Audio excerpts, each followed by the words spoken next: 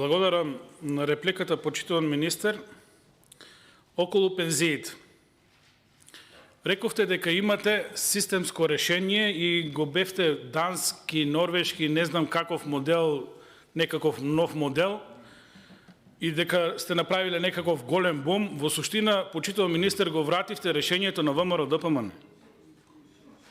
Го вративте решението кое беше во пракса и ставено во правниот поредок на Република Македонија.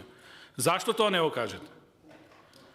И уште не кажувате дека многу години тие ваши реформи значија изгубени пари на пензионерите, почитуван министер.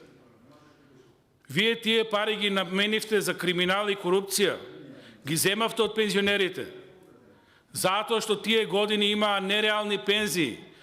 Дополнително се јави огромен дисперзитет помеѓу ниската и високата пензија. Тоа е проблемот, почитуван господин министер.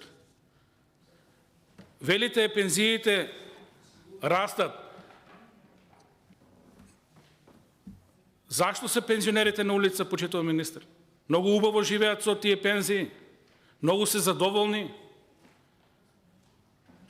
На улица се затоа што живеат мизерно, затоа што немаат основните потреби да ги покријат, затоа што инфлацијата, почитуван министер, значеше удар врз таа категорија на граѓани. Инфлацијата на храната е огромна.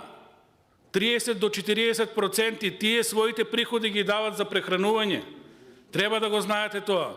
Тоа значи дека тие се 30-40% посиромашни за таа ставка. Затоа е тој проблем на пензионерите.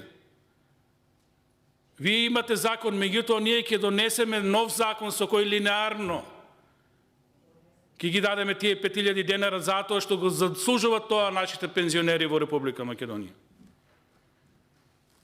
И ќе остане моделот за два пати нивелирање. Затоа што тоа е фер политика према луѓето кои допринеле за државата, кои ја граделе државата, кои издвојувале средства во пензиските фондови.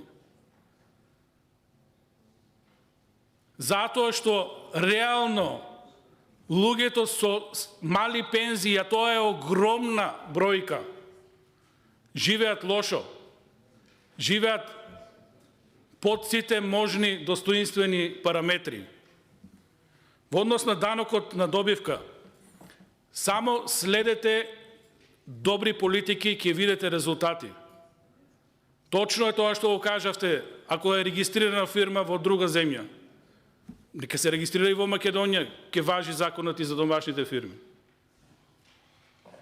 Еве ви решение. Затоа се битни изборите. Затоа е битно пензионерите да сватат дека со оваа влада и со овие политики никогаш нема да бидат достоинствени иземени во предвид нивните потреби од страна на СДСМ и ДУИ. На оваа влада пари се потребни на други места. Пари се потребни за прескапи автопатишта, каде што не гледаме ниту еден метар, не гледаме никакви градежни активности, а пари се испомпуваат од буџетот. Пари гледаме за се и се што.